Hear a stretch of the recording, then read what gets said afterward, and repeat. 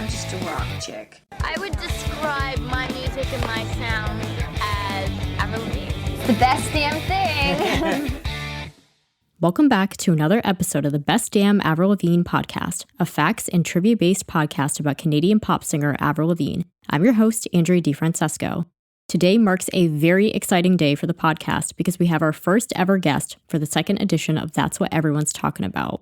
I couldn't think of anyone better to have as the first guest than Angelina Singer, who I met online back in 2016 when we both rooted for a musician named Dalton Rappattoni on season 15 of American Idol. We had the chance to meet in person at one of his concerts and have kept up with one another online ever since. Angelina is a talented young adult author, music journalist, musician, and crocheter, as well as a pop punk enthusiast, which is why I felt she was the perfect choice for today's discussion. In this episode of That's What Everyone's Talking About, we'll answer the age-old question, is Avril Lavigne punk? So welcome to the show. Thank you so much for being here. It's so great to be here, Andrea. Thank you for having me. So I thought it would make sense before we really dive into the discussion to get some background on you about like your fandom of Avril, because I think that gives context to the rest of like what your answers are going to be. So, like when and how did you first get into Avril? How old were you? What was like the first song or the first album that you heard that, got you into her? Yeah, absolutely. It's funny. I feel like a lot of people kind of have like their own, like, oh, I got into it on my 7th birthday and all this stuff. I don't really have that. I think Avril was one of those artists where it's like you heard Complicated on the radio. Mm-hmm. You heard, just her music was so popular in the 2000s. It still is. Her permanence and her prevalence in cultures. We can talk about that later. But the idea behind it, I guess I would say, you heard Complicated on the radio. As a kid, I remember the whole video with, I'm With You, very iconic. So I think those sort of iconic moments just stuck in my head. And I told you recently how I went to prep school my whole life, private prep school. And I think part of me loved the idea that Avril is someone who does what she wants and doesn't care what you think. And being that I was in that very strict environment of uniforms and obligations, I think I loved how badass she is because of it. And that's why I've kind of developed my own personal style to sort of emulate her tones, I think. So to answer you your had question, the pink hair for a while. People won't know from just seeing the audio of this, but if they go to your Instagram, they'll see when you had this like massively bright pink hair. I did. I graduated college with flaming magenta hair because I was at a point in my life where I'm like, why the hell not? Why wouldn't I just go for it? It is. And like, I love the idea of like, I went to prep school and being like, I graduated college with pink hair. Who's going to stop me? Like, it felt so deliciously authentic, I would say. So to answer your question in the most disorganized fashion, basically, I have always been around Avril just on the radio. And as I grew up in these more structured environments, I really found myself just wanting to explore who I was and kind of emulate her attitude of like, be yourself, don't care what people think, do what makes you happy, as long as you're not hurting yourself or other people, obviously. But right. Yeah. So like, how old were you? Like when you first heard Complicated? Because I think, I know I'm older than you, but we're both like in the millennial generation. I think I missed millennial by like a year. So I'm a little younger than you. I'm 25. Okay. But I mean, I can't remember, but I would have to say like around like 10 to 12, maybe, as a guess, just because. Oh, okay. So you weren't like you had heard Complicated, because Complicated came out in 2002, and I actively remember hearing it when it was new. So I was like 9 when Let Go came out. The thing is, if I'm older than you, but I heard it like at its actual time of release, but you heard it later. Like, you must have heard it later than if you were like 10 or 12 or whatever. For sure. It wasn't like brand new, but I mean, I hear Complicated on the radio now. People like for some reason they'll play that very old song instead of her new stuff, which I kind of wonder why. It's a great song, but the nostalgia. I do wonder. Yeah, good answer. There you go. That's the answer. But yeah, so I did hear it kind of after the fact, but that's when the obsession kind of started. I mean, like, I just want to be her. Even like when I talk to guys on dating apps, I'm like, I hope you like Avril Lavigne because Yeah, It's so part of me. Yeah. I think I must have said that to my now fiance as well. Like when we were first getting to know Beyonce, each other, congrats! Oh I my was gosh, like, I didn't know. I was like, you better like Avril Lavigne because I'm gonna be talking about her all the time. Oh, congrats. I didn't know that. Congrats to you guys. Thank That's you. great. Yeah. So going back to the age thing then, because I think that does kind of set up the rest of the discussion with like how old each of us were, Yep. because like if you were basically in middle school then, and you were kind of getting into her a little bit later, kind of like you weren't really there from like the beginning then. No, I wasn't. I would have been 2002. I would have I think been you were like a little, 5. you would have been a little young. Yeah, I would Yeah. have been a little below it, but yeah. Yeah. So because I like it, I think we'll get into this later as we like go through the discussion. But like back then, I mean, in 2002, the internet didn't really exist like the way it does now. Like there was no social media, so Right. keeping up with artists was like a lot different than it is now. So like when I heard Complicated and I started getting into her like from the beginning, like I just think it changes the way that we kind of grew up with her. Like I watched a lot of her interviews kind of like retrospectively because people would post them on YouTube and stuff. Like I got into her right as she was like beginning her career, and I actively remember like when she was a new artist, whereas you got into her like after she had kind of been around for a little bit. So I just think that's interesting. The way that we each got into her kind of like at different times, I think is going to make an impact on how we answer these questions. So that's kind of why I wanted to see how, like what our answers were there. Yeah. So like kind of connecting to that, how long you've been a fan. So if you've been a fan since you were like 12, let's say, like that's definitely over a decade then. Yeah, I mean, like when I say being a fan, like I liked her music. I don't think I actively followed her until maybe like high school, but essentially around that, I would say. Yeah, so you've been on like a long time. It's not like you just got into her. Like you've been around for like many albums at this point. Yeah, so most like definitely. So like you talked about how like she was a big influence on you like with your style and stuff. So like how big of a fan would you say? Or like I'm a super fan, like I know every word to every song, like even the B-sides and like unreleased songs, or like you just know like the basics? I'm gonna put myself somewhere between the two. I've enjoyed listening to like, the pirated B-side stuff on YouTube people put up and all that stuff, unreleased stuff. Like I like that. I can't name like any tracks off of it, but I mean, I'd like to think I know all of her like main published tracks for the most part. I feel like you're gonna quiz me, and you can try. I don't know, but so there's gonna be a pop quiz at the end of this. Oh, go for it! Go for it! Yeah.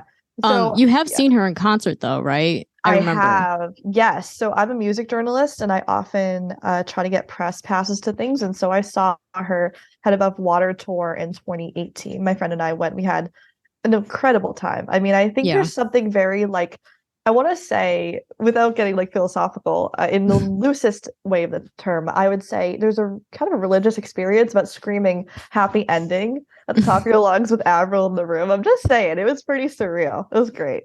Yeah, I do remember reading your review on it because I think you went like the day before I was gonna go. Like you went to the show. I think it was either the one before mine or after mine because I went to the Connecticut one. Yep. So I remember like I read your review and it made me really hyped up to see her. Like I had seen her once before, but it made me really hyped up to see her. So it's like I went to that same tour, and it's like I know what you're talking about, where it's like it is almost like a religious experience when you're in the room with like an artist that you really love, and especially when she does I'm With You. Oh, like the whole energy in the room changes when everybody is like singing. It's just like such an emotional song, and like the whole room singing it and everybody's like super into it. It is like kind of a religious experience in a way. I'm getting chills just thinking about it, especially because the Head Above Water tour had just such beautiful like elegance to it. And I feel like you wouldn't normally connect Avril Lavigne with the word elegant, but she kind of had this turning point. Obviously her health issues, she really kind of found her faith, which by the way, I love that. Good for her. That's great. God bless. Love it. But we love to see it. Of course. But I just loved kind of the way she had the flowing dresses and just the really pretty aesthetics. And then she would sing I'm With You, and it felt so warm and happy and sweet, and I loved that. So going back to like how big of a fan are we? It's like well, obviously I have a whole podcast about her, so I would say I'm like a pretty big fan. You've seen her in concert at least once before, so it's like you know you know things about Avril Lavigne. Like you're a qualified expert to talk about this. I try. I would say so. Yeah. So moving on to the next question then, now that we like have the background about like how big of a fan are we both, Yes. Yes. Before we can like really even say, is Avril Lavigne punk? I think we have to go into like what punk even is, which is where you come in, because I know nothing about punk music. Like outside of Avril, I don't really listen to that much of that type of music. And I know that there's like, you can't like pin down a definition of what punk music is. Like there's so much that goes into it. But I was wondering like what you could share about your knowledge of punk, like punk rock, pop punk. Yeah, no, for sure. I mean, like, it's hard to pinpoint what got me into the genre. I would say, thinking back to my middle school years, I was heavily into like Hannah Montana, Jonas Brothers, like, Me And too. looking back, that was pop punk music. I didn't know it at the time. But musically speaking, like I'm a musician, play guitar, I've done the band camp stuff, whatever. That musically speaking, you have the pop muted guitars, the certain drum styles, like what pop punk is. And I didn't know it at the time. But now that I know stuff about music, I'm like, oh shoot, that's why I like pop punk, because I grew up on it.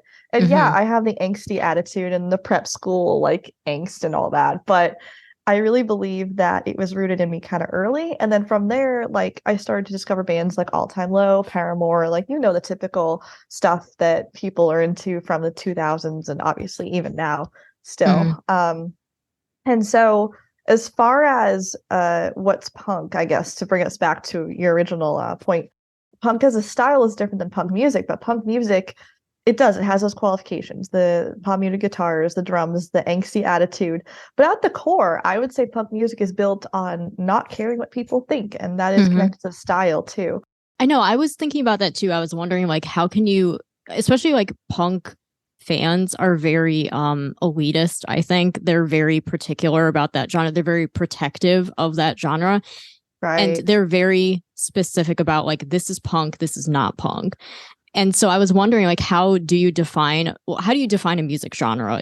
Because like, I think it's kind of subjective. Like some people listen to a song and they'll say, I think this is punk. And then some people say, I don't. Like you described Hannah Montana music or Jonas Brothers, whatever, as being like that's like, I think you could say it's like pop punk, but like, like a punk person would be like, that is not punk music at all. Punk is not the same as punk, and I acknowledge that. Like we have Right. to think about different years. Like for example, old Blink-182, Travis Barker, all that stuff, all the small things. Like that's traditional. It's pop punk, but it has a different tone than pop punk of today. It sounds different than like All Time Low. And so in the same way that pop punk is different than punk, we also have to think about the time and the era that it was released. Yeah, that's a good point. So I feel like there's almost subcategories. And also, too, side note, I freaking hate gatekeepers. Like, why would you keep somebody from something you're so passionate about? You should want to share it, like, ideally. So I have issues with that. I think. That's coming up. Like I do have like a few questions regarding that, but I mean that's the thing about the punk community. I mean, again, I don't know anything about the genre, so I mean, I could be maybe like generalizing, but I do think this is a characteristic that people talk about with the punk communities, that they are gatekeepers. And I was thinking about like, if you're trying to define it musically, because I mean, like you said, I totally agree with your point about that punk is like, aside from being a music style, it's also a fashion style, it's a lifestyle, that kind of thing. Musically, I was thinking, and like, I do think you make a good point too about the evolution of music, because, like from what I know about punk music, correct me if I'm wrong, I believe that it was a genre, it was a subgenre of rock music that started in London in the 70s. Yeah. So obviously it's going to evolve over time, but you think about like what was actually punk from back then, like, you had like the Ramones, the Sex Pistols, like that type of stuff. And now, like you said, we have like Blink-182 and Green Day and stuff like that. So yeah, I mean, definitely the style is going to change. To me, like what always seemed like the defining sound of punk, if I had to like say what I think a punk song sounds like, to me, most punk songs are very fast. Like they're very up-tempo, they're very fast. They typically include, and sorry for anybody listening who is not very musically inclined, they might not know what a power chord is, but they typically include like 3 power chords is usually what makes up a punk song. And usually the lyrics are something like kind of aggressive, something talking about something to do with like rebellion, usually. or like Yeah. rejecting societal standards or something like that. I mean, would you say that's a fair assessment to say in Yeah. general, that's what a punk song is? Definitely. And that's why, like, I know we're not going to talk about it quite yet, but in regards to gatekeeping, I think culturally people will be like, well, if you don't agree with this, then you're not punk. And it's like, well, actually, the definition of punk is disagreeing with the norm. So Mm, so when punk tries to be like mainstream, that's when it starts to be less punk, ironically. That's what I've mm. noticed, like culturally speaking. So, I think at the end of the day, punk is really just living your best life and being yourself unapologetically. And when you try to tell somebody else you have to agree with me or you're not punk, well, newsflash, you're not punk either then, basically. Yeah, like making people conform to something is like the exact Exactly. opposite of what punk is about. Yeah, I agree. Exactly. And so it's like people forget that. I mean, be who you want to be, but if you're gonna call yourself that and you try to control other people, that's not really the idea of the style, I would say. Right. So kind of like going off of that now to get into like where Avril comes into this with like the punk thing. So like this is why it was important for me to find out in the beginning, like when you kind of started getting into Avril, because Mm. I don't know if you would like remember this or not, but in the beginning of her career, when she first started, like with Complicated, Skater Boy, all that, Yeah. she was labeled punk by like the media a lot. I don't know if you remember that or have seen like interviews of it later. I haven't really watched many of her interviews, regrettably, but I do remember reading that, or maybe I heard that in one of your earlier shows, because I've listened to a bit of these episodes, and yeah, I do remember her literally being like, I'm gonna wear ties and dress like, like a tomboy, and then people wanted her to dress like more feminine, and she didn't want to do it. Okay, so like then I can share my experience then because I do remember seeing this like in real time, or Okay. like reading like the magazine articles with like the headlines, and she had like that anti-Britney thing that they used to do to her too. And I would go back some years later, like once YouTube finally existed, because it's weird to think that YouTube didn't exist when she was first starting. So some years later, people would upload like all of her old MTV interviews and stuff on YouTube, so I would watch them from there. And yeah, like she got this punk label slapped on her a lot back then. And so my question to you is going to be, why do you think that, I think it was mostly the media doing that. It wasn't Avril. I don't think it was really even the record label. And I don't think it was fans either. I think it was the media stuck that label on her. And I was wondering like if you had thoughts as to why you think they did that. The label of punk. I mean, I think they saw what we all saw in Avril, that she was somebody different. I mean, think about the typical pop music of the early 2000s. You had lingering kind of 90s sounds of like the sort of dubsteppy party, like drunk girl party music kind of stuff. Like, Britney Spears being the biggest at the time, probably. You also have like, I don't know, Beyonce, which I've never been that into Britney or Beyonce myself. I have seen Britney's concert because again, journalism, I've gone to different shows, but I didn't follow it like at that time. I was too young and it wasn't really my taste anyway. Yeah, same. I got into Britney like later, but at that time, it's like I obviously knew of Britney, but I wasn't like listening to Britney. Yeah. Same. Yeah. You definitely knew as a kid. But to answer your question, I think they called her punk because based on the context being Britney and Beyonce and all like the mainstream, like, party girl stuff, like she was different. And punk can be used loosely just to describe someone who doesn't fit the mold, different than the surroundings.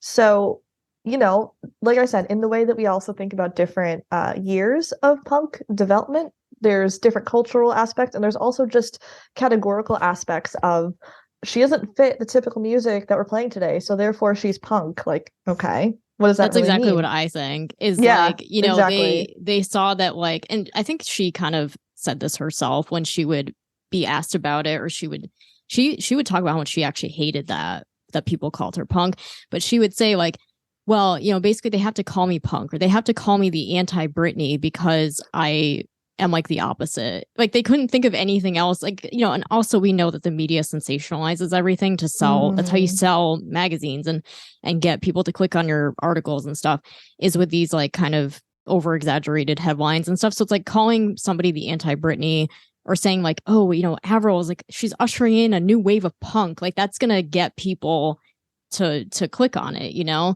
And so I think, you know, Avril herself even said she thinks that that's why, because it was like she was the opposite of what the typical pop star was. So it's like, well, they just have to call me that then, even though like she knew I'm not punk. Yeah, for sure. And I think now this is gonna sound like a catch-22, but I think she started to lean into what punk is later on, because it's almost like if you can't beat him, join him, I think. And she actually reclaimed that title and made it her own, which I think makes a lot of sense, because if you can't really control the media, you can at least control how you respond to it. So I think her choice to do things her way really solidified her in the minds of her audience as somebody who, sure, maybe she didn't want to be called that, but she rolled with it and made it something that she could then build a career off of. I mean, that is like her brand, like even to this day, especially because of like she did release a pop punk album with The Best Damn Thing in 2007. And then obviously this year with Love Sucks. Yeah. Like the media everywhere, like constantly refers to her as like the queen of pop punk or something like that's like what she's pop punk princess, whatever. Like that's what she's known as. Yeah. She like basically did build her brand on that. I mean, it's a little more marketable than Mother Effing Princess because, I mean, you know, censors, right? A little bit. But yeah. I agree. I think she made it her own, and it's fun to be along for the ride and kind of see how she continues to develop over the years. So kind of going along with that, like I said, she used to actually hate being called punk, like at the start of her career. Yeah. So why do you think that she, like you said that she kind of rolled with it, and like we had just said, like she built it into her brand. But like I said, like in the beginning, she actually did hate being called that, and she would try to say like, you know, I'm walking down a red carpet singing Complicated and Skater, but like I'm not punk. So she used to really try to like kind of clear the air on that and say like I'm not punk. So why do you think she was very adamant about kind of clearing that up? Well, I guess the only thing I can think of is looking at the people that were self-proclaimed punk at the time. Maybe again that was, let's see, early 2000s. I'm trying to think. Well, you said obviously, you know, Green Day was starting to come around then, no pun intended. I think Green Day was, they've been around since the 80s, I think, weren't they?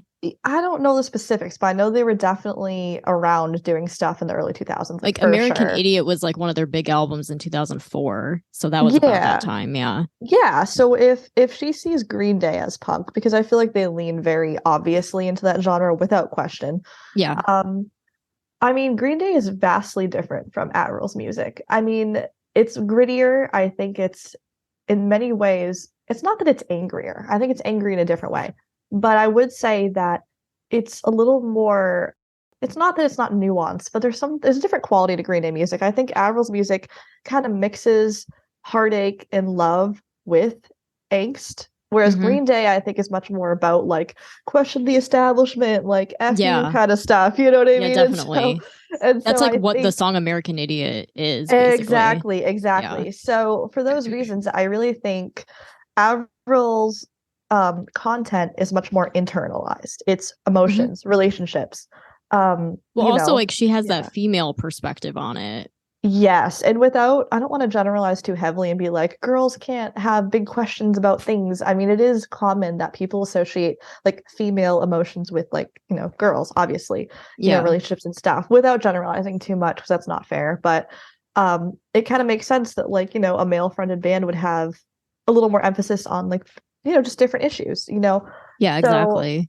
So it makes sense like demographically. But I would say that she may not have wanted to be connected to Green Day, or at least bands like that, because she doesn't approach life the same way.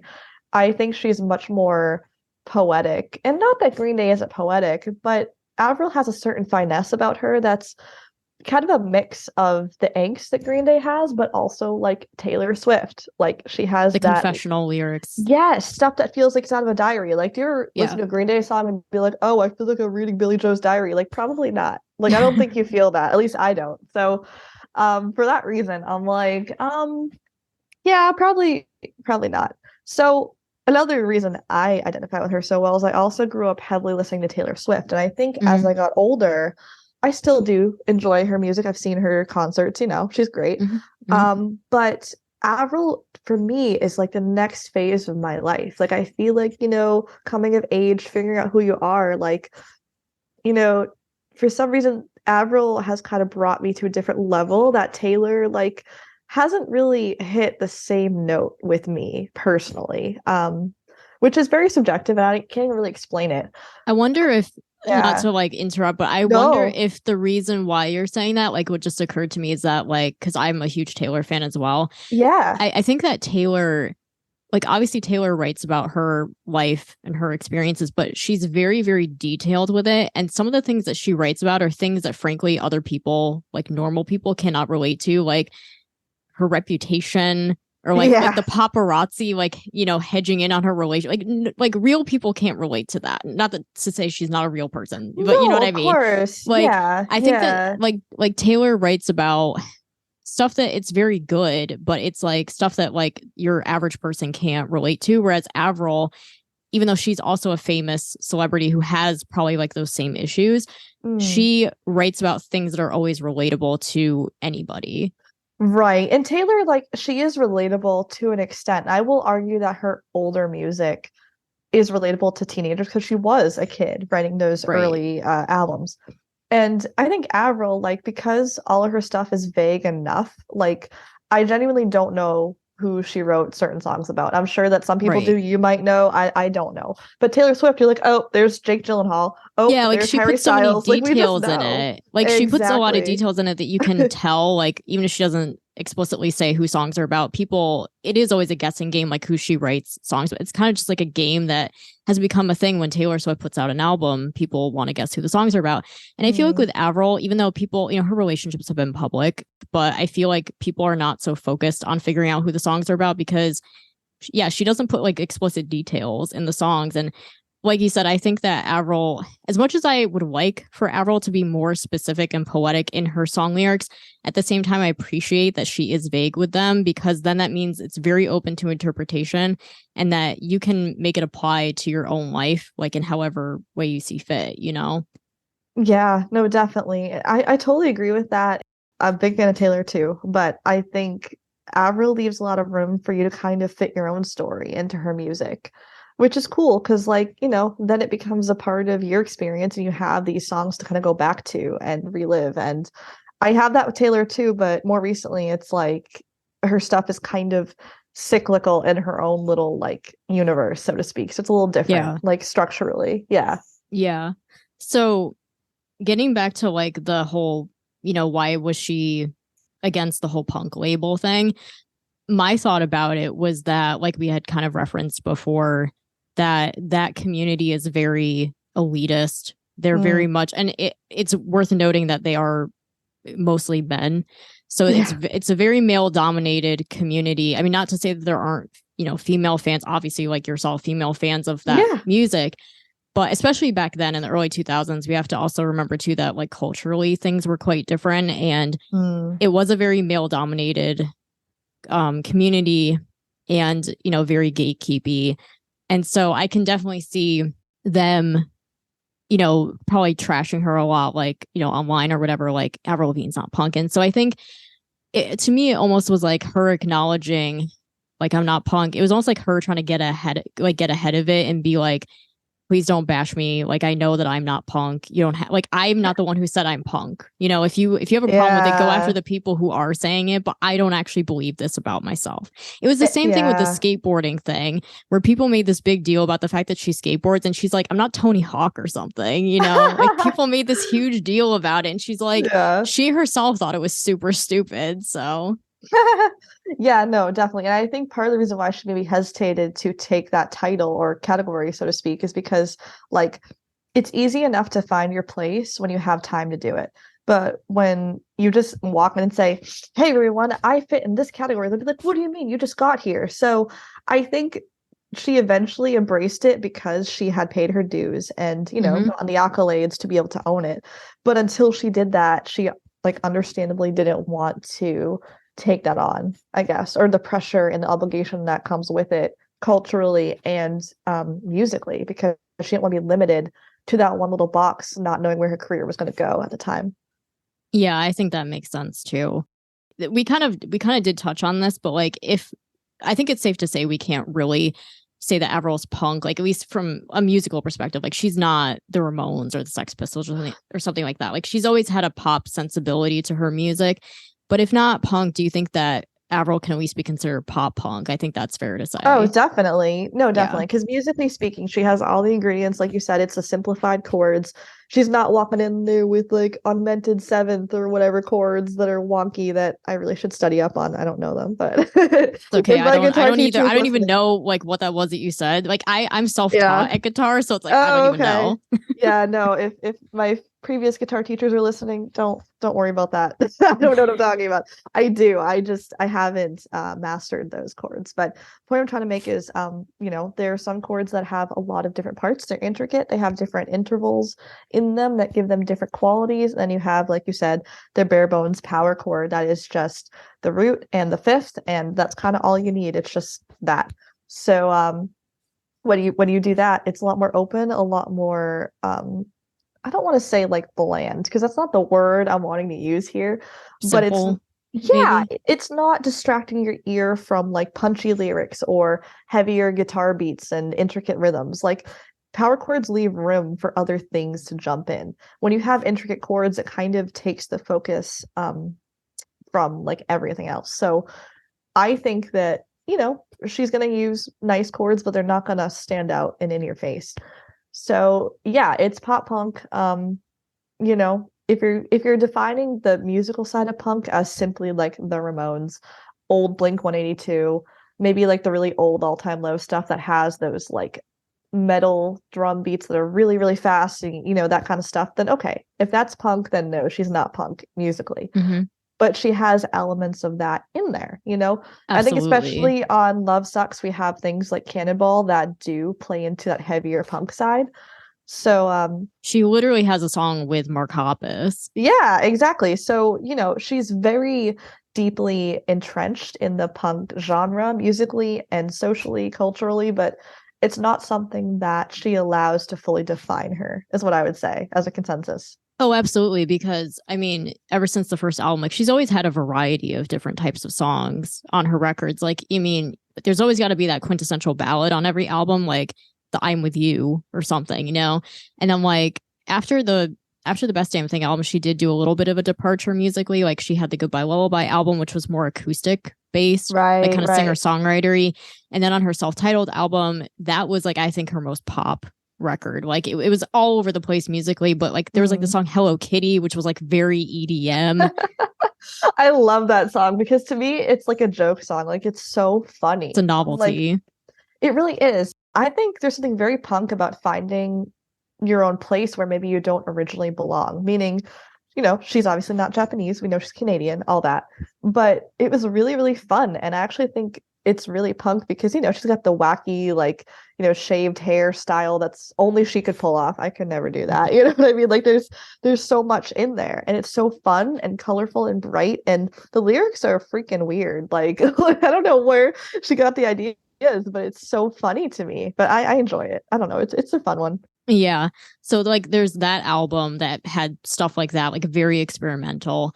And then the Head Above Water album that came after that was like a much more introspective, like very ballad driven album.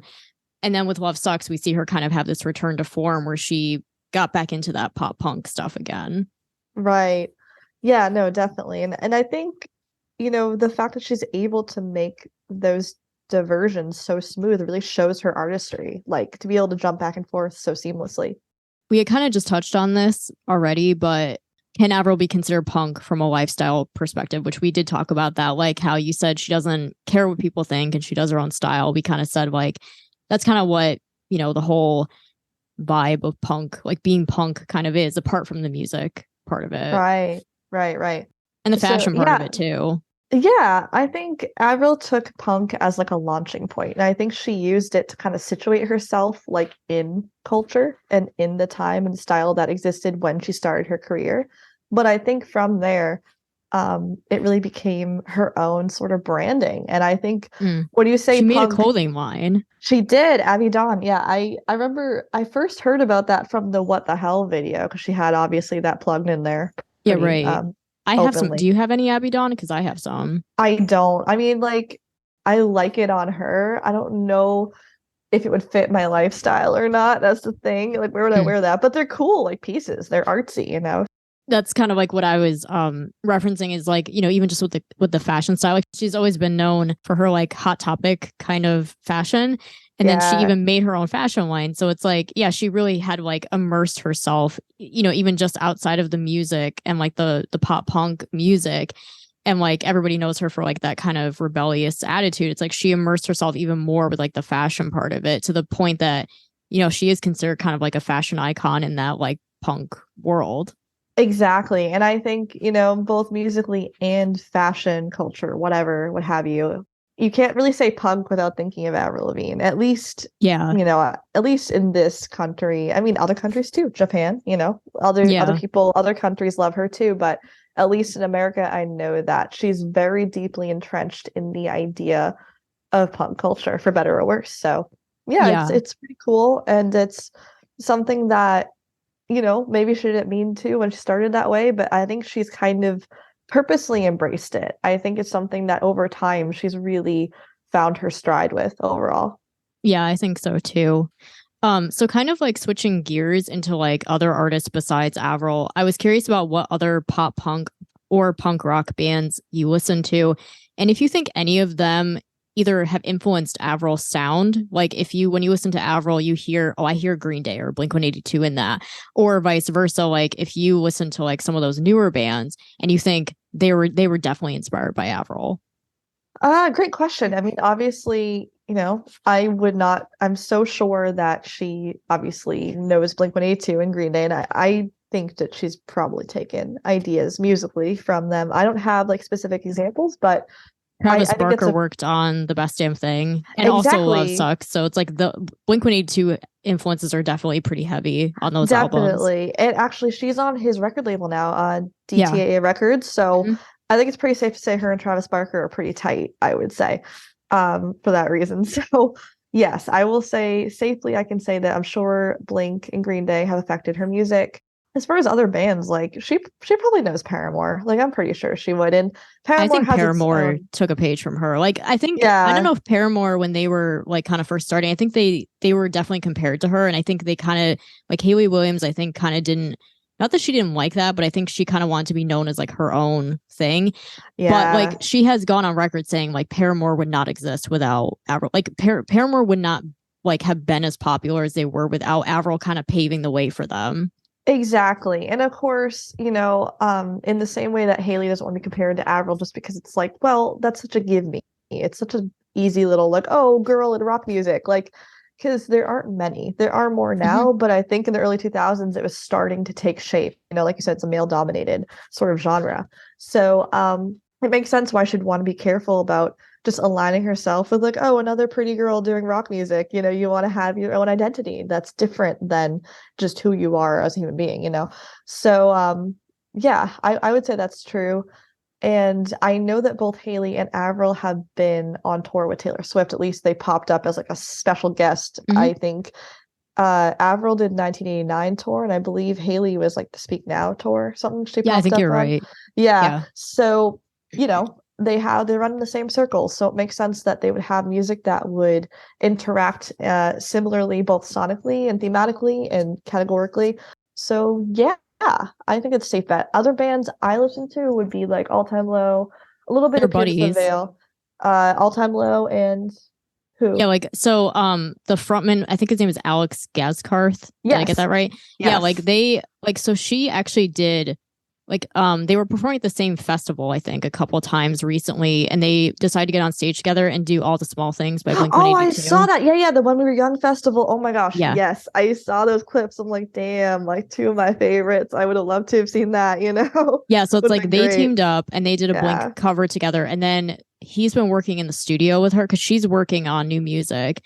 And so I guess after that, they decided to kind of team up and probably write together or something like that. So they are teaming up together. Yeah. Ooh, that's exciting. Oh my gosh. It's like two of your faves coming together. Honestly, apologies for the tangent, but I'll share this.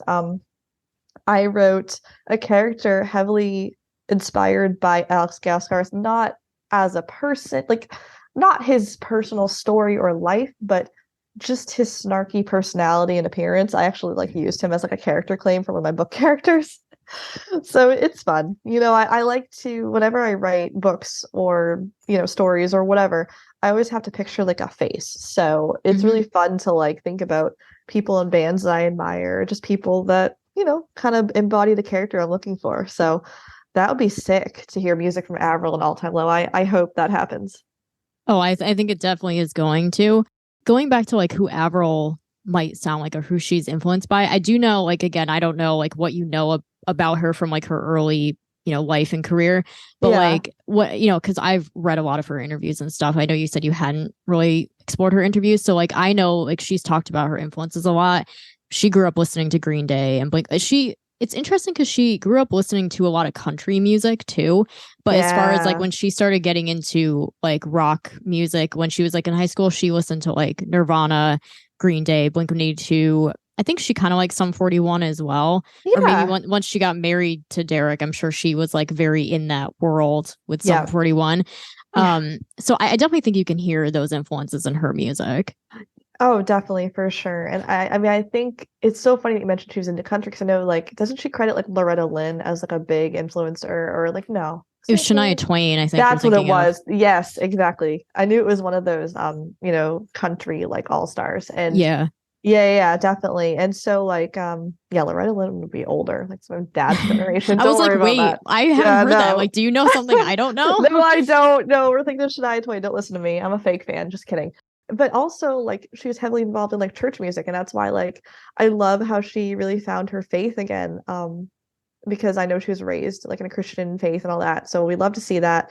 That's really amazing. I'm very much into Christian faith as well, so it's cool to see somebody who's had an interesting like life experience of being a creative artistic person, but then also like finding her place again with the values that she grew up with and the core that she has. So it's kind of cool how that happens musically too. I wonder if that happened, like, I think that's kind of what happened. I mean, not just with the Head Above Water album, because, she had gone through something quite traumatic and she kind of, she had said, like, I want to go back to my roots with that album. But I feel like that also happened with this album with Love Sucks, with her going back to her like her pop punk roots. Like I think Head Above Water was like her roots, like before she ever became famous. But then like Love Sucks, she has said over and over again, this feels like a return to form for her, with like even just like her clothes are kind of the same as like what she wore then. And like she says that like the people that she worked with on this album, they feel like the type of friends she would have hung out with in high school. So I feel like that whole returning to her roots thing happened again with this album. Yeah, it's like different roots. And I think it's really good to make the distinction that like in life, we evolve so much as people, just developmentally, socially, everything. And it's cool to think that she has different roots that kind of chronologically, reflect different eras of her life and how she can revisit those things, both emotionally and musically. And somehow it all kind of fits. And there's something in that we can, as listeners and fans, kind of feel in our own lives, like, oh, she's got different facets of herself that she'll show at different times, and we can find a piece of ourselves in that. As she evolves, we evolve too, so it's kind of cool. Yeah, and like no matter what, like even though like we had touched on this before with like all the different types of albums, different music that she's released, like regardless of the genre, it always still feels like Avril. Yeah. Like there's always something about it that still feels like, regardless of like what the genre is, it still feels like this is Avril. And I think that's the mark of a great artist, because it's one thing to say, I learned this from my very first guitar teacher. I miss him so much. I haven't seen him since I was like 18, but sweet guy, brilliant. And he always said, don't say you're a guitarist because anybody can learn guitar. Say that you're an artist or a musician, because that shows that you have something inside you that you're going to share with the world. And it's not just, oh, I picked up an instrument and know how to play it. It's that you're sharing something and you have something in you that's recognizable. And while I myself have not taken the singer-songwriter route, it's not something I would say never. I just haven't done it yet. So basically, I love that approach, though. I think that's what you're touching on with Avril, because no matter what genre she does, and like, hey, same with Taylor Swift, she's gone from like alternative to some rock country, to pop, country. Exactly. Same with Avril. She has this essence that, to describe her essence, I would say is somewhere between like don't care what you think, but also really raw and honest. And I know that's like lame to say because you could say, oh, this artist is so raw and honest, like, whatever we said about everyone. But I actually think she has something in her that's much more centered on just her experiences, but also the human condition that is to be somebody who's growing up in a very high-paced environment that is the music industry. Because she, alongside Hayley Williams and Taylor Swift, all grew up, like they started as teenagers doing this in some capacity. And so that is a very unique experience that may be hard to recognize with people like us that aren't celebrities, but we all grew up from children to adults, so we have that in common. Yeah, definitely. Going back to like the whole thing about like what has influenced Avril and vice versa, not just music that influenced her, but I also think it's fair to say like she has influenced pop culture, like with a lot of like television shows or movies. Like I know Lindsay Lohan recently did this thing with, I think it was with Vogue, where she was like going through a bunch of her most iconic outfits, and she was talking about the outfit that she wore for the movie Freaky Friday. She like literally described it as her Avril Lavigne outfit. So it made me think of like before when we were talking offline about doing this, and you had mentioned Julie and the Phantoms to me, which I haven't seen the show, but like based on your description of it, that seems like something that was heavily like inspired by Avril. Oh, I love that you brought this up. I love this so much. All my friends know me. Ask my ex-boyfriend. I'm obsessed with Julie and the Phantoms. God bless him. I made him watch the whole thing with me. He said it was okay. But anyway, no, legit. Is that why he's the ex? No, yes, no. No, no. But that's funny. Yeah, no, but it's a great show. And obviously for us that grew up on Kenny Ortega, High School Musical, all that stuff. He directed it. It's about this girl, Julie, who's in high school. She loses her mom, and she loses also her love of music because she used to write songs with her mom. And so when she's cleaning out like, the garage crawl space or whatever that her family has, she finds this old CD from this band and she puts it in the radio, and it makes these like really hot, attractive punk rock dudes come back from the dead, and they come back as ghosts and they play music with her. Where can I get that CD? I know, right? Oh, I know. Girl, if you knew how deeply entrenched I am in a crush on one Charlie Gillespie, who is the main lead, male lead role. Ooh, it's a deep rabbit hole. I'm very deep in that. The fangirl is strong. I'll message you his profile on Instagram later. He's so pretty. But anyway, yeah, so I just love the concept though of like this girl finding her home again in music. And I say punk rock band because like that's how they're marketed on the show, but when you hear the music they play, they're definitely pop, but like it's fine. But they're definitely modeled after the 90s punk style, the way they dress. And because they died in the year 1995 and the show takes place in 2020, you see obviously the styles that reflect that, and they get there and they don't know what a cell phone is, like there's all kinds of stuff that you see, which is kind of cool. So yeah, I highly recommend the show. But in the context of this conversation with punk, I love the way that music brings people together. It's healing. It brings, companionship. There's so many things that music does beyond just being a pastime or a hobby. Like there's something about it that unites people that surpasses distance or culture or, politics or anything really. I think music is just a really amazing tool for connection. And that show embodies that, because I mean, I'm not somebody who thinks that ghosts function that way, but if they did, that's pretty cool that music could surpass death, I guess. Yeah. So no, I I agree. And I don't believe that in reality, but I think for the sake of the show, I think it's really funny and really cute, and I recommend it. I feel like Avril Lavigne would love that show. I don't know if she's seen it, but it's on Netflix. Highly recommend. Yes, it's marketed to kids, but I think it's adorable. Go watch it. It's great. Like I was also thinking too, like I was gonna do a whole episode, I think, about like Avril's influence in pop culture, but I always thought, like you said that you grew up watching Hannah Montana. I feel like, I mean, obviously Hannah Montana, it's Disney, and like it's like that Disney brand of like what they would think is rock music, but it's like pop music. Yeah. Like I really think, I mean, Hannah Montana was on in 2006, so that was a few years after Avril debuted. I really feel like the musical direction of Hannah Montana had to have been largely informed by maybe not just Avril, but like Avril was definitely at the forefront of bringing that like guitar-based pop music into popularity.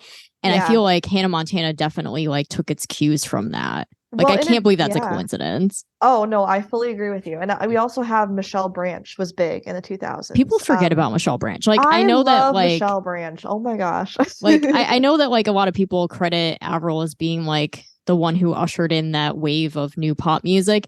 Yeah. And she did. But, like, people tend to forget that Michelle was kind of there first. Yes. So thank you for bringing up Michelle Branch. You're welcome. And I sadly, like, I don't know that I really got into, I mean, I heard, some of her music on like XM radio as you hear things. And so it's not something I'm deeply dived into, but, Michelle Branch is great. And obviously Alanis Morissette, we have that too, which people say is like the forerunner That was of another Avril, influence of Avril's. Right? Yeah, she was heavily influenced by Alanis. Yeah, no, but like seriously, anybody listening, I challenge you, go back and listen to like Hannah Montana, Jonas Brothers. Like I'm telling you, they literally are pop punk. Like not all of their stuff, they're on the pop side of pop punk, but it's in there. Yeah. And so when I realized this, I'm like, it makes perfect sense that I like the music I like because I grew up on, sure, Hannah Montana is not like Blink-182 or Green Day. Like it's not one of those tried and true. Hannah Montana is like singing about bringing down the establishment. Yeah. The Disney establishment. The Disney establishment. Well, it's funny because I feel like maybe there's something to that. Maybe. So, I think it's fair to say that, a lot of those TV shows like Hannah Montana and stuff probably did, take its cues at least a little bit from Avril, and that she, had something to do with inspiring a lot of that stuff in pop culture. So kind of moving to like a different topic, like I think we had mentioned this before when you said like when Avril embraced her, punk labeling, and that you feel like eventually she felt like she could do that because she had earned her dues, so to speak. So that was going to be my question is like over the years, do you think Avril has gained credibility in the punk scene? Like, especially because she has worked with these like pop punk icons like Travis Barker.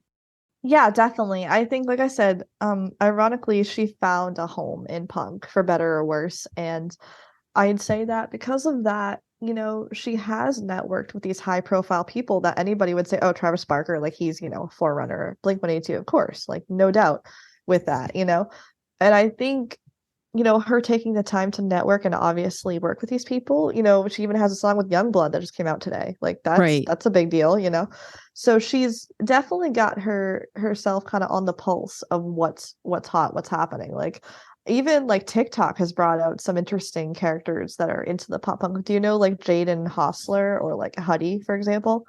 Mm-hmm. Yeah, I think Jaden's her label mate. Exactly. Yeah. So like I've kind of gotten into their music lately just because like it is very much the same as Avril. Like they're doing the same thing.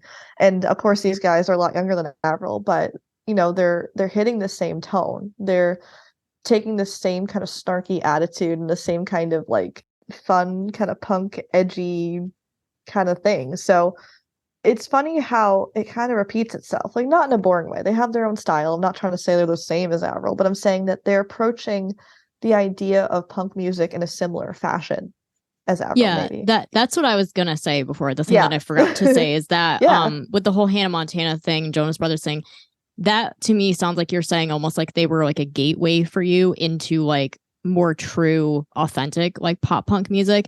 So that kind of sounds like what you're saying here is that like, Jaden and all those people, like the new wave of pop punk, I guess you could say, Avril, or maybe like Avril might be the gateway into those like newer pop punk artists because they're kind of all like in that same circle. Definitely. So I think once you're in the punk genre and you're so well established the way Avril is, and obviously Travis Barker and people before her, you kind of start to be something that brings in new people too. Like there's something about it that like kind of like grandfathers in, which is a weird way to say it. But grandmothers. Yeah, grandmothers. I don't know what you'd say. But yeah, exactly. So it's kind of like you see people that you aspire to be, and like I know that Jaden is heavily inspired by Juice WRLD. Isn't he like a rapper? Like I don't know anything about rap. I think so. Honestly, I don't know Jaden's music. I just know that he's on the same label as Avril. But I mean, yeah, like that's the thing is like I think with this new wave of pop punk, and Avril herself was kind of experimenting with this too. Is I think that it is kind of that meshing of like rap and trap with the rock, you know, because like Mod's son, who's Avril's fiance, worked on the Love Sucks album with her. He was a rapper before doing pop, or yeah, like before doing alternative and pop punk. Same thing with Machine Gun Kelly, who did the song Boys Lie with her. He was a rapper before he got into pop punk. So I think the two genres kind of are like melding together. They are. And like obviously, like I had heard of Machine Gun Kelly way back because he did a song with Sleeping with Sirens. So like I'm not like heavily into Sleeping with Sirens, but they're kind of connected with like Pierce the Veil, obviously. So I know like of them kind of through that. And I knew of him as the guy that screams in a song Sleeping with Sirens. So when he started putting out punk music the past couple of years, I'm like, oh shoot, like he can actually sing. Okay, that's interesting. And then obviously he can do other things besides just scream. Okay. Yeah, really, exactly. Like I found it impressive. I'm like, oh, cool. And so then obviously he put out the Downfalls High video that had Huddy as like the lead in that like musical movie thing for his album Tickets to My Downfall. Yes, thank you. I couldn't Downfalls High.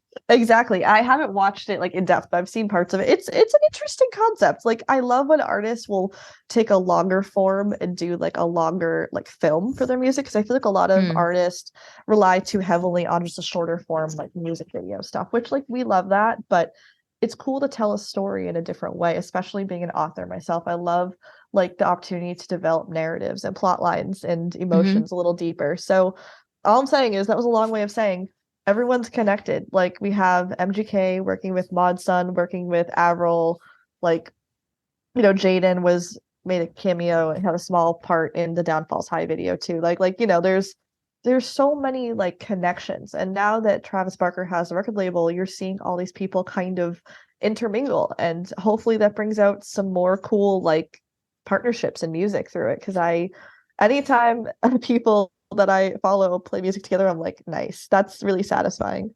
Yeah, and I definitely think that that's how Avril has seemed to approach this latest like era of her career, is working with people that she knows really well, that she considers friends. And I think that that's why she's been saying like it's the best music she's ever made, or like this was the most fun I had making this album, or it was the easiest thing I've ever made because it came out very natural because she was comfortable with these people. Yeah, there was like a level of trust with them. Exactly. And I think anytime, any kind of art you make, music, writing, anything, art, whatever, if you're not comfortable with your label or your publisher or whoever it is you're working with, like it's not gonna come out good. And that's why like we've seen that. Like oh gosh, with yeah. Like the Goodbye Lullaby album, the self-titled album, there was like some collaborators she kind of had to work with to like appease the label. And they just like did not sound like Avril songs. Yeah, I mean like what was the one? Wasn't one of them with like her ex-fiance or something? Chad Kroeger? Oh, Let Me Go. Yeah, I mean it's a pretty song, and I love the way her like folk voice kind of comes through it, but it doesn't feel like an Avril song to me. Is that what feels you're more like to? a Nickelback song? I think that was the common sentiment about it. And so is that an example of what you're saying? It's like she was probably told to like do that. Referring more to like What the Hell and like Here's to Never Growing Up. Like those were like I love those. I mean, I love Here's to Never Growing Up. That to me is like I don't dislike the song, but I think when you compare it to like some of the other work that was on that album, like it was pretty clear that she was trying to go for like this darker kind of like more serious songwriter type of thing, and then she kind of had to do these like more pop hits for radio like that didn't really seem like kind of what she was kind of like into doing. So like I mean she has kind of referenced this in the past where she said like, you know, I kind of had to compromise here and there, and like I don't do my best work when I'm like forced to work with people I don't want to work with, which like that would be like anybody would feel that way, you know. So like with this new album, this new music, this new era that she's doing, she's collaborating all with people that she's like actively choosing to work with, and you can see it's like night and day difference in how the quality of it turns out. Yeah, for sure. And I think that comes down to artistry and authenticity. Like it's always hard to kind of barter with yourself with creativity. Like for example, like I'm a self-published author, like all my books I published, they're all mine. Like nobody had any input like at all. Basically, essentially, you know, like mom always has a little bit of input, but not a lot. At this point, I pretty much do what I want. Moms are allowed to have input. Nobody else, they do. Exactly. Pretty much. That's kind of how it goes. And so, you know, I'm starting to want to branch out to like a hybrid publishing with maybe a publishing house in the future. And I actually have one that's interested in my next concept. it's interesting because to be eligible for that, I would have to tweak my concept a little. And I'm okay with it because it's something that I feel like I can do without losing my authentic idea, my authentic message, and my authentic style.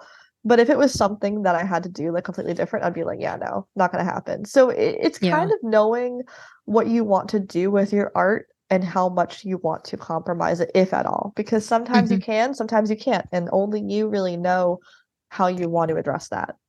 Yeah. So I wanted to ask like what your personal favorite songs or albums are by Avril and how you liked the latest album, Love Sucks, because that's like the pop punk album. Yeah, no, of course. Okay, so personal favorites. Oh my gosh, I'm on the spot here. I would say, I mean, Told you there was going to be a pop quiz. Oh, no, pop punk quiz. Oh, yes. There we go. That was so bad. I would say, given the fact that again, I came from the prep school culture and I wanted to break out of that so badly for so long. I think Here's to Never Growing Up really hits hard for me. Happy ending, obviously. That's something that I feel like everybody relates to. Like it's just so honest and genuine and common, unfortunately. So, we feel that. We've all been in that situation. Oh, definitely. Like something didn't turn out the way we wanted. So, so much for my happy ending. I mean, I feel like despite actually having been in a relationship and having a breakup that was mutual, like it was fine. I think I more think of that song with the guy I had a crush on for like literally 7 years. Literally. Like this guy, oh my gosh. He actually was in a band with my ex like years before that happened. So like it was funny. But basically I started writing novels because of this idiot. Like I wrote him as a love interest in my first book. So anyway, when I think of, so much for my happy ending, I very much think of that, even though it wasn't built on a lot of substance. When you're a teenager, like you just have these feelings and these crushes, and it's very hard to give that up. So as an adult, even though I'm much past that particular person now, I still think of that song with that guy, even though we never actually dated. Like, is that weird? I don't know. Get over someone you never even dated. Honestly, yes. But yeah, so anyway, I love that song. I think What the Hell is kind of a guilty pleasure, but I don't like to say it's my favorite because I don't like it's very rebellious. And so I don't think it's actually my favorite, but I think I like the energy of it without the actual sentiment, if that makes sense. I don't know. Yeah. Because I don't actually think my life is that bad to just be like, well, I don't care about anything. Like I don't feel that way. But I certainly appreciate the energy she puts behind it without being quite that cynical, I guess. Other favorites, I do love the new album. What's your favorite off of Love Sucks? I'm absolutely blanking. Because I listened to it. No. Like they're great. I think Boys Lie has been stuck in my head. Obviously MGK on that. It's pretty cool, pretty fun. What about Avalanche? I know that's like a really fan favorite off that album. I think Avalanche, it's a deeper cut. Like I know people love that. I just haven't listened to that one as often. What about like FU? That one is like a quintessential pop punk. Like I think that's one of the like heaviest pop punk songs on that record. That's like one of my personal favorites. I mean, it definitely has that tone for sure. Yeah. I don't know that it resonates with me personally, but there's no real reason why it doesn't. It just didn't really hit that for me. But I do think it does embody that tone that is heavily punk. Like it's not even that pop. It's straight up punk. Would hang with Blink-182 and Nirvana like any day, probably. Yeah, and like Break of a Heartache is another one that I personally really like, and she wrote it herself, which is kind of impressive because it's such a different type of song than I think she's ever written. But that one to me is also like pretty kind of like more on that punky side rather than the pop side. Yeah, like again, I haven't listened to that one as much. I have listened to all of them. I can't like call it to memory at the moment. But yeah, no, definitely. That album is heavily punk. So it's really fun to see her go back to her roots, and I really enjoyed the different tones she brought into it. She has the bubbly like Boys Lie, like love it when you hate me kind of stuff, but she also has the deeper ballads too. So yeah, there's a lot in it, which I think people should really give it a shot if you haven't listened. It's fun. And I love how aesthetically she's taken orange and made that her new like pink in some ways. It's kind of interesting. It's like a rebranding. It's kind of cool. I don't know. Yeah. So my last question was gonna be about like, I mean, I think you did kind of touch on this, but like if Avril or her music has influenced your writing at all, and if you have any characters that are inspired by her. Well, in my next concept, I'm gonna write this character that like is kind of connected to her, I guess.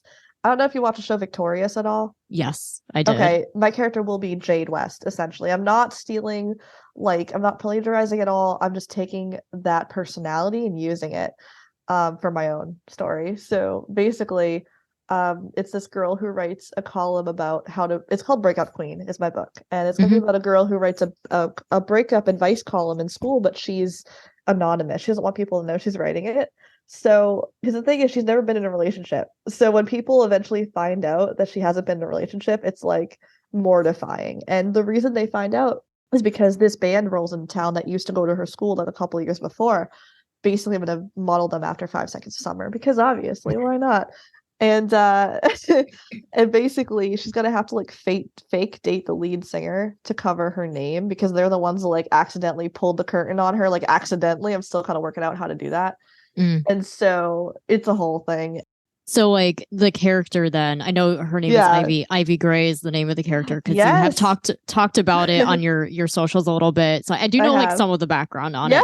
So like you said that it's kind of inspired by the character from Victorious, but to me it also did sound a little bit Avril adjacent. Oh, definitely. She's gonna be somebody that she's highly creative, highly emotional, but like she's also mean. Like not that Avril's mean. Right. I don't think Avril's mean. I think she's actually probably one of the nicer celebrities from what I know.